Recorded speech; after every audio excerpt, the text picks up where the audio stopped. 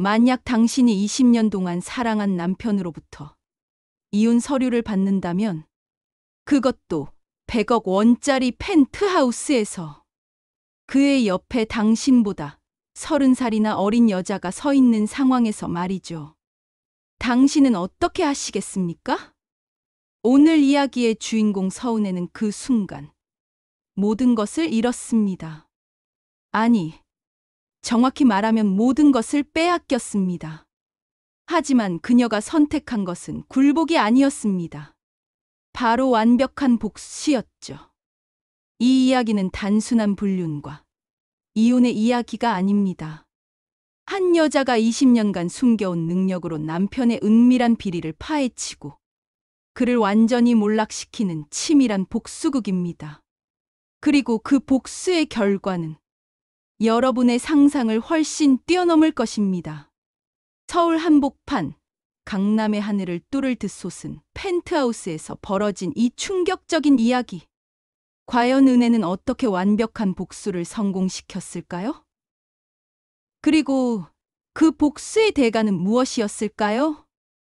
지금부터 여러분을 20년 결혼의 끝에서 시작된 한 여자의 놀라운 반격 이야기로 안내하겠습니다. 한 장 화려한 감옥에서의 마지막 밤.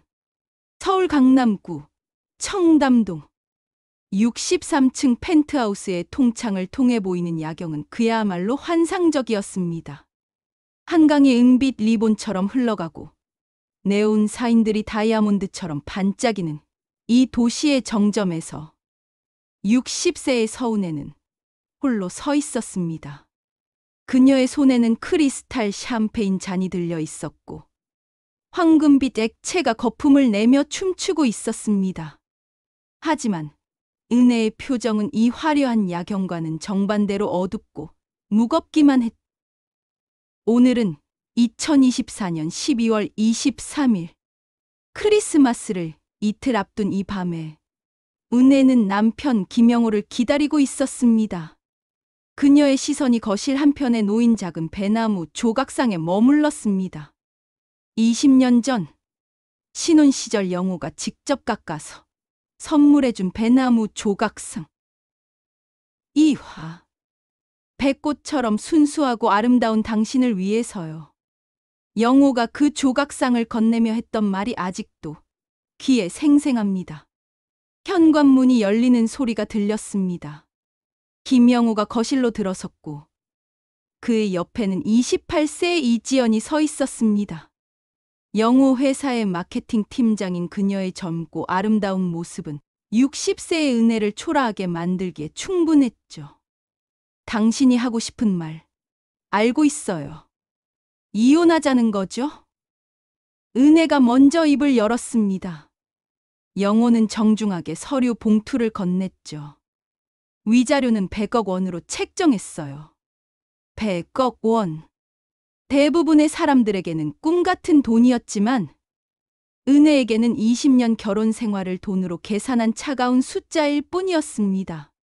지연 씨는 언제부터? 2년 전부터입니다. 2년. 은혜가 영호의 변화를 감지하기 시작한 때와 정확히 일치했습니다. 잦은 야근, 주말 출장, 그리고 점점 차가워지는 말투. 모든 것이 이제야 이해되었죠. 은혜는 손에 든 샴페인 잔을 천천히 바닥에 쏟아버렸습니다. 그리고 이혼 합의서를 찍기 시작했습니다. 20년을 당신과 함께 살았는데 고작 돈으로 정리하려 하시는군요. 좋아요. 이혼해 드리죠.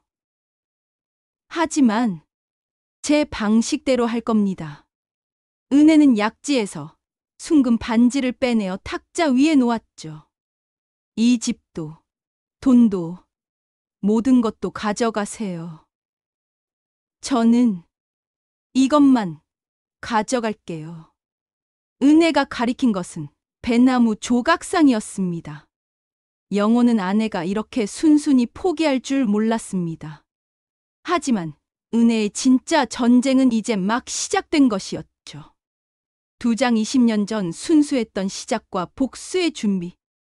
20년 전 은혜는 대기업 경리부의 능력 있는 회계사였고 영호는 작은 의류 도매업을 하는 평범한 사업가였습니다. 결혼 후 은혜는 영호의 사업을 도왔고 그녀의 꼼꼼한 재무 관리 덕분에 회사는 중견기업 수준으로 성장했습니다. 하지만 성공은 영호를 바꾸어 놓았습니다. 더 큰 성공을 꿈꾸며 화려한 세계에 발을 들여놓기 시작했고 은혜는 점점 영호의 세계에서 멀어져 갔습니다. 은혜는 청담동에서 멀지 않은 작은 원룸을 얻었습니다. 그녀가 가져온 것은 배나무 조각상과 가장 중요한 것, 20년 전부터 보관해온 영호 회사의 초기 서류들이었죠. 맞아. 나도 이 회사의 공동 대표였. 당시 영호는 신용 문제로 은혜의 이름을 빌려야 했고 회사 설립 서류 대부분이 은혜 명의로 작성되었던 것입니다. 법적으로 은혜에게도 회사에 대한 권리가 있었죠. 다음 날부터 은혜는 본격적인 조사에 나섰습니다. 옛 동료들의 도움을 받아 현대적인 회계 분석 방법을 익히고 영호 회사의 최근 재무제표를 분석하기 시작했어요. 세장 300억 원 비리의 3일째 되는 날 밤, 은혜는 충격적인 사실을 발견했습니다. 회사의 지출 내역 중 설명되지 않는 큰 금액들이 있었어요. 매월 수억 원씩 컨설팅 비용이라는 명목으로 개인 계좌들로 빠져나가고 있었습니다. 더 자세히 살펴보니 그 계좌들 상당수가 지연의 가족들 명의였어요.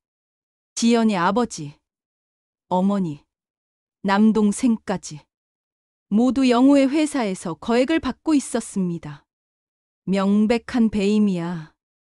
영호는 회사 명의로 구입한 부동산들을 지연 이름으로 넘겨주고 있었고 심지어 지연 아버지의 작은 식당에도 납품업체라는 명목으로 매월 수천만 원을 지급하고 있었습니다. 총 규모는 300억 원이 넘었습니다. 영호는 자신에게는 100억 원의 위자료를 제시했지만 실제로는 그보다 3배 많은 돈을 지연에게 넘겨주고 있었던 것이죠. 은혜는 예전 동료의 도움으로 영호 회사에 직접 들어갔습니다. 공동대표로서의 권한을 이용해 지난 5년간의 모든 회계 자료를 합법적으로 확보했어요. 이건 횡령이야. 명백한 횡령이고 배임이야. 은혜는 모든 증거를 USB에 복사했습니다. 영호의 비리는 상상을 초월하는 규모였어요. 내장 치밀한 함정 설. 은혜는 영호에게 연락했습니다. 이혼 절차 진행하려는데 회사 일도 정리해야겠어요. 제가 공동 대표니까요. 다음 날 저녁 영호의 회사 사장실에서 두 사람이 만났습니다. 은혜야, 회사 일은 복잡해. 그냥 이혼만 깔끔하게 정리하자. 아니에요. 제가 이 회사를 같이 만들었는데 그냥 넘겨줄 수는 없어요. 은혜는 준비해온 서류들을 꺼내놓았습니다. 영호의 모든 비리 증거들이 체계적으로 정리되어 있었어요. 우리 회사의 진짜 모습이에요. 당신이 지연 씨와 그 가족들에게 넘겨준 돈만 300억 원이 넘어요. 이건 명백한 배임이죠. 영호의 얼굴이 창백해졌습니다. 은혜가 이렇게 자세히 알고 있을 줄은 꿈에도 몰랐거든요. 두 가지 선택이 있어요. 검찰에 신고하거나 당신이 스스로 정리하거나. 영호는 선택의 여지가 없었습니다.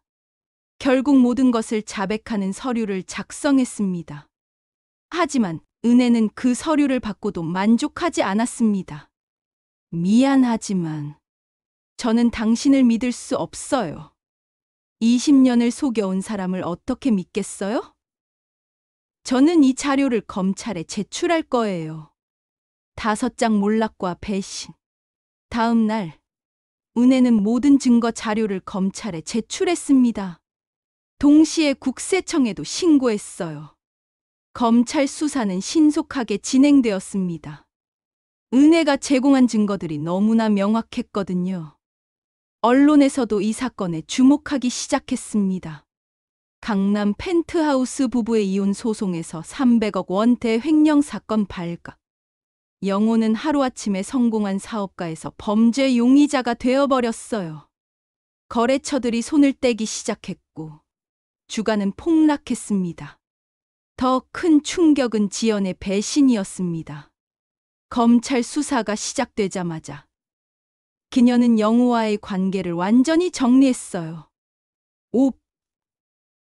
미안해요. 저는 이런 일에 휘말릴 수 없어요. 지연은 영호로부터 받은 모든 재산을 반납하겠다며 검찰에 자진 신고했습니다. 그리고 충격적인 말을 했죠. 저는 처음부터 오빠의 돈 때문에 만났던 거예요. 사랑? 그런 거 없었어요. 영호에게는 두 번째 배신이었습니다. 모든 것을 걸고 사랑했다고 생각했던 여자가 실제로는 돈만 노리고 있었던 것이죠. 6장 법정에서의 최후와 진정한 승리. 결국 영호는 구속되었습니다. 법정에서 영호는 은혜와 다시 마주쳤습니다. 은혜야, 우리가 정말 이렇게까지 해야 했나? 당신이 먼저 시작한 일이에요. 저는 그냥 끝을 낸 것뿐이에요. 판사의 선고는 무거웠습니다. 영호는 징역 7년과 벌금 500억 원을 선고받았어요. 민사소송에서는 영호의 모든 자산 중 60%를 은혜에게 배분하라고 판결했습니다. 영호의 회사는 파산했고 20년간 쌓아올린 사업 제국은 완전히 무너져 내렸습니다. 에필로그 새로운 시작. 1년 후 은혜는 작은 북카페를 운영하고 있었습니다. 조용한 동네에서 책과 커피 향기에 둘러싸여 지내는 삶이었어요. 카페 한편에는 배나무 조각상이 자리하고 있었습니다. 이제 그 조각상은 과거의 아픔이 아니라 새로운 희망의 상징이 되었어요. 사장님, 오늘도 좋은 책 추천해 주세요. 단골 손님들이 은혜에게 인사를 건넸습니다. 그들은 은혜의 과거를 모르지만 그녀의 따뜻한 미소를 좋아했어요. 오늘은 이 책 어떠세요? 새로운 시작에 관한 이야기예요.